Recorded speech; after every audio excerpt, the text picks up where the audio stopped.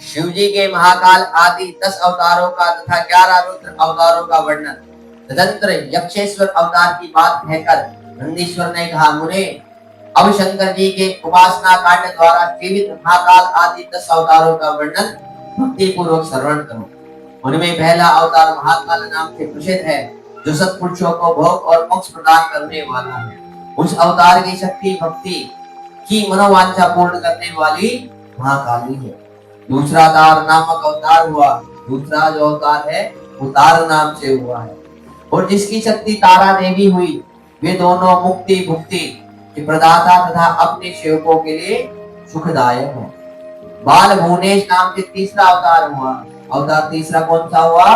बाल भुवनेश, और उसमें बाला भुवनेशी शिवा शक्ति हुई।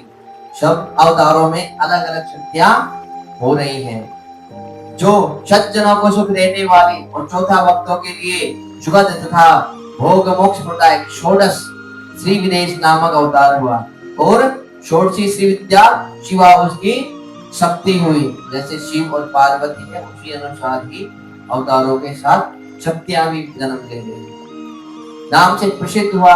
और पांचवा अवतार भैरव नाम से प्रसिद्ध हुआ, और जो श्रद्धा भक्तों की कामनाओं को पूर्ण करने वाला है। इस अवतार की शक्ति का नाम भैरवी गिरिजा, जो अपने उपासकों की अभिष्ट दायिनी है।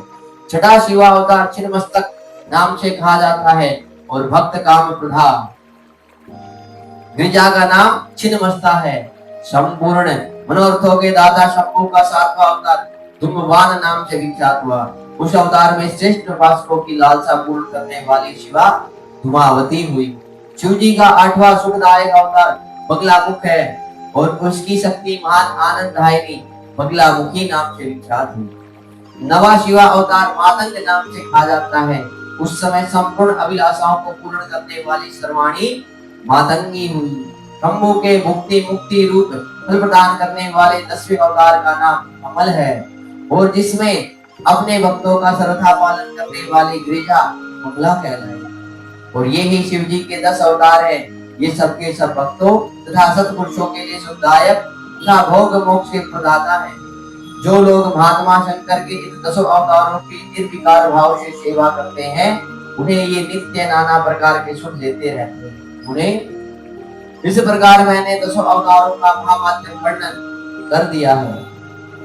तंत्र शास्त्र में तो यह सर्व कामप्रद बतलाया गया है। जो ये 10 अवतार है, ये तंत्र शास्त्र में सर्व कामप्रद बतलाए गए। उन्हें इन्हें शक्तियों की भी अद्भुत महिमा है। तंत्र आदि शास्त्रों में इस महिमा का सर्व कामप्रद रूप से वर्णन किया गया है। वे नित्य दुष्टों को दंड देने वाली और ब्रह्म तेज की विशेष रूप से वृद्धि करने वाली है। ब्रह्मन, इस प्रकार मैंने तुमसे महेश्वर के महाकाल आदि 10 शुभ अवतारों का शक्ति सहित वर्णन कर दिया है। जो मनुष्य समस्त शिव पर्वों के अवसर पर इस परम पावन कथा का भक्ति पूर्वक पाठ करता है, वह शिव जी का परम प्यारा हो जाता है।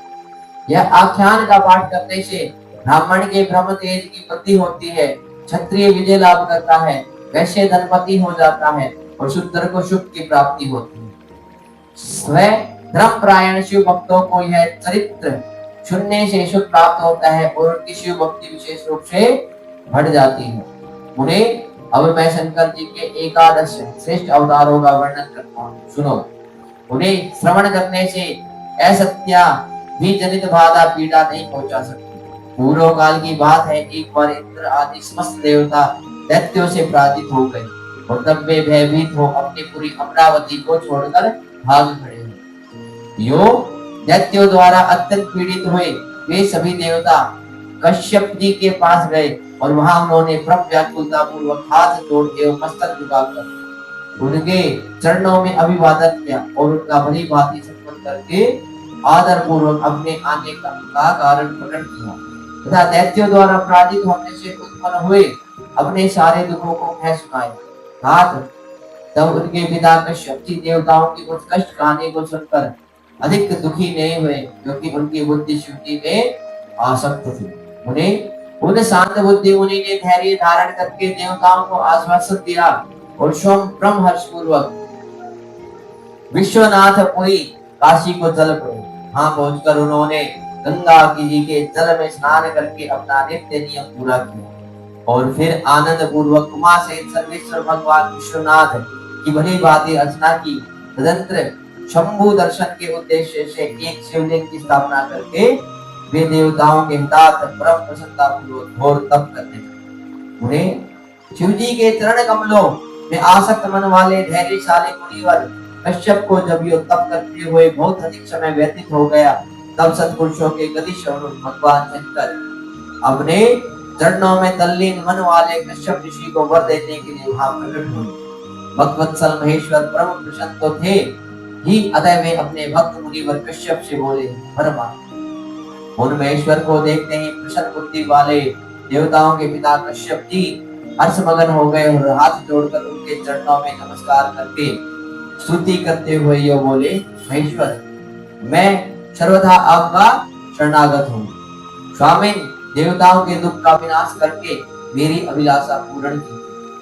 देवेश मैं पुत्रों के दुख से विशेष दुखी हूँ, अतः इस मुझे सुख दीजिए क्योंकि आप देवताओं के सहायक हैं। नाथ महाबली दैत्यों ने देवताओं और यक्षों को पराजित कर दिया है, इसलिए शंभो आप मेरे पुत्र रूप से प्रकट होकर देवताओं के लिए आनंद दाता बनिए। नंदीश्वर जी कहते हैं, मुने कश्यप जी की निशा कहने पर सर्वेश्वर भगवान शंकर उनके तथेति ऐसा ही होगा यो कहकर उनके सामने वही अंतर्ध्यान हो गए।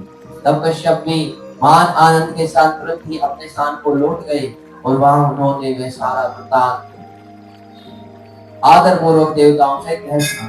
तदंतर भगवान शंकर अपना वचन सत्य करने के लिए कश्यप द्वारा शूरभी के पेट से 11 रूप में धारण करके प्रकट हुए और उस समय महान उत्सव मनाया गया। सारा जगत शिव में हो गया। कश्यप मुनि के साथ सभी देवता हर्ष विभोर हो गए, क्योंकि नाम रखे गए कपाली, पिंगल, भीम, विरूपाक्ष, विलोहित, शास्ता, अजपाल, अहिर्बुदन्य, शंभु, चंड तथा भव। वे 11वें रुद्र शूरभी के रुद्र कहलाते हैं। ये सुख के आवास स्थान है तथा देवताओं की कार्य सिद्धि के लिए शिव रूप से उत्पन्न हुए हैं। ये कश्यप नंदन वीरवर रुद्र महान बल पराक्रम संपन्न थे। उन्होंने संग्राम में देवताओं की सहायता करके दैत्यों का संहार कर डाला। उन्हीं रुद्रों की कृपा से इंद्र आदि देवगण दैत्यों को जीत कर निर्भय हो गए और उनका मन स्वस्थ हो गया और वे अपना अपना राज्य कार्य संभालने लगे। अब भी शिव स्वरूपधारी वे सभी महारुद्र देवताओं की रक्षा के लिए सदा स्वर्ग में विराजमान रहते हैं। इस प्रकार मैंने तुमसे शंकर जी के 11वें रुद्र अवतारों का वर्णन कर दिया है। ये सभी समस्त लोगों के लिए सुखदायक है। यह निर्मल आख्यान संपूर्ण पापों का विनाशक, धन, यश और आयु का प्रदाता तथा संपूर्ण मनोरथों का पूर्ण करने वाला है।